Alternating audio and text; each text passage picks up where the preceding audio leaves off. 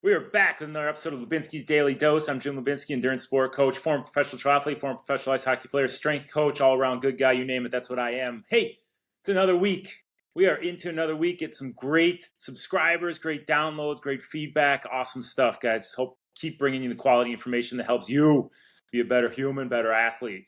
I want to start this week off a little bit of a rant about what I just saw at the pool. Because it's not a rant, it's more of a deep thought. Because let's back it up. Let's go back to World War II.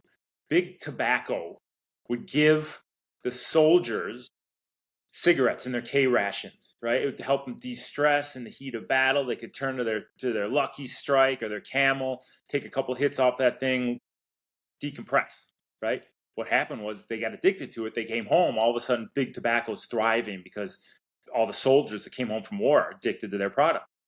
I think Big Band-Aid is doing the same thing. I just came from the pool. I was swimming over there. And this is no matter what pool I'm in. I was in the Calabasas pool here. I've been in the Oregon pool last week. I was in the New Zealand pool a year ago. I've been all over the place.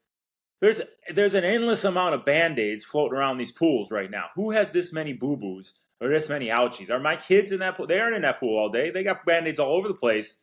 I think it's Big Band-Aid. Big Band-Aid is going in there in the hours when these pools are shut down and they're just dumping Band-Aids in. Who has this many boo-boos? To have this many bad Band-Aids floating around the pool. The percentage, the ratio of Band-Aids of the people in the pool way outweighs. I mean, that's like 15 boo-boos per person. So I think it's Big Band-Aid. So next time anyone has an ouchie, they think, oh my God, I need a Band-Aid for this because I just was swimming around all these Band-Aids for the last hour. It's Big Band-Aids behind it all. It's disgusting. Who's wearing this many Band-Aids? Danny Frankfurt back in grade school said you only wear the Band-Aid when you have stitches. That's a little extreme. Madeline and Mason would not agree with that. But who's wearing this many Band-Aids and why are they all in the pools everywhere you go? Big Band-Aid is behind it. Well, that's not what I want to talk about. Today I want to start the week off right, helping you be better, helping you function better, not only as a human, not only as an athlete, but also as a human. Right, because we're going to talk about a saying. Menachem Brody, he's an endurance sports strength coach. I took this strength course, the CEU through USA Triathlon. His strength training for cyclists. It's awesome. If you guys want to look it up, Menachem Brody's strength training for cyclists, look it up. It's really good information. But one thing he said, and I took this probably 5 years ago, this class 5 years ago. One thing he said that I probably used every day in the last 5 years is joint position dictates muscle function, right? So first thing we're going to do is we're going to talk about this from a human standpoint, just a living standpoint. Everybody is looking at their phones. I have my phone right here. Everybody's looking at their phones right now. They're looking down.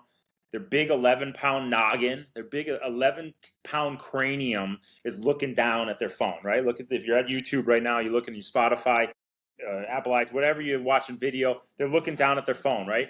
Big 11 pounds, like a bowling ball, down at the phone. So their upper back turned on, their chest turned off, and they're in that position time for hours and hours and hours and hours at a day. There's 25 joints in your neck, right? Joint position is bent over, upper back is turned on, chest is short, right? So you're getting this big Quasimodo, this turtle look in your upper back, right? And you're getting this concave chest look, and you're walking around with this big hunchback, right?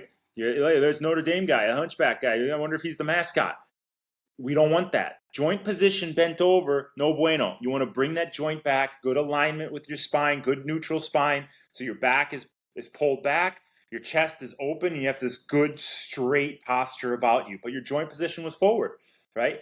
We talk about from swimming standpoint, let's talk about your shoulder, right? We enter the water. If you don't internally rotate your shoulder and you just enter the water and start pressing down on the water, shoulders turned on, lats are turned off. Your joint position is incorrect. It's not moving. And then you're opening yourselves for injury, imbalance, and less efficient, less powerful swimming. If you enter the water, you internally rotate that shoulder. Notice what happens with my elbow. Elbow pops up, and I get into the lats. The shoulder supports. It's still there supporting and stabilizing, but you're using the lats as your prime mover, and that's what we want to rely on.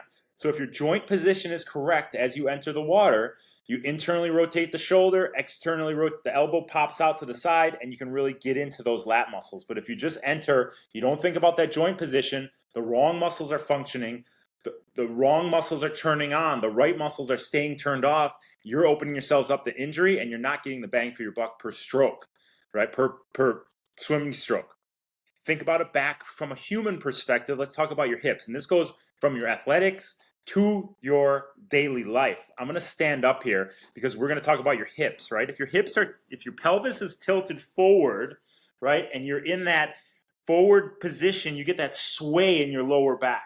So a lot of us finish the day, oh, my lower back's killing me. It's because when you're sitting at your desk or you're walking around, you're letting your pelvis tilt forward. That's shortening your hip flexors, it's tightening your hamstrings, and your glutes are completely turned off.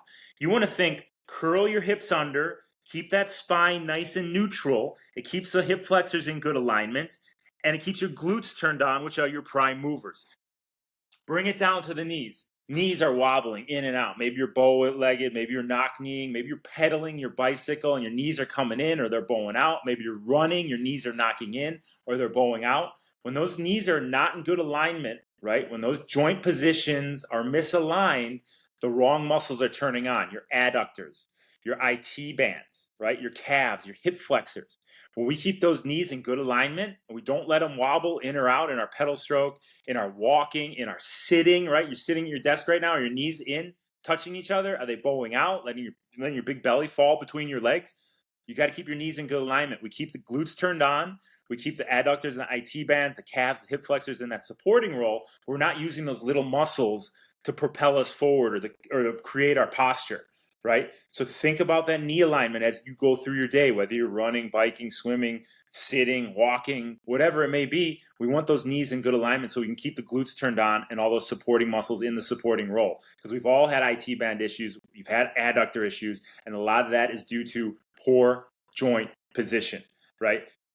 We go down to the foot, the ankle, we hit the wall, hit the ground. We have any ankle instability.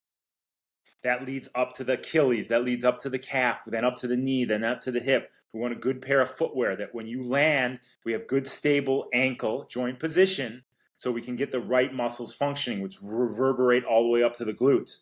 If any type of instability, those lower muscles, those smaller muscles are turning on, glutes are turning off, and we're going to open ourselves up for those imbalances and those overcompensation injuries. So think about how your joints are moving. Menachem Brody is a revolutionary in strength training for endurance sport athletes. So I thank him for sharing this. His company's Human Vortex Training, and maybe we can get him on this podcast. Sometimes we can talk to him about it and his amazing mind for strength training in endurance sport athletes. But this is something I think about very frequently, guys. So think about for yourself. If you have something that has been misaligned, you have a question, leave it in the comments. We can get it answered on the next show. If you have something that's worked really well for you and fixing those imbalances, let us know. Leave it in the comments.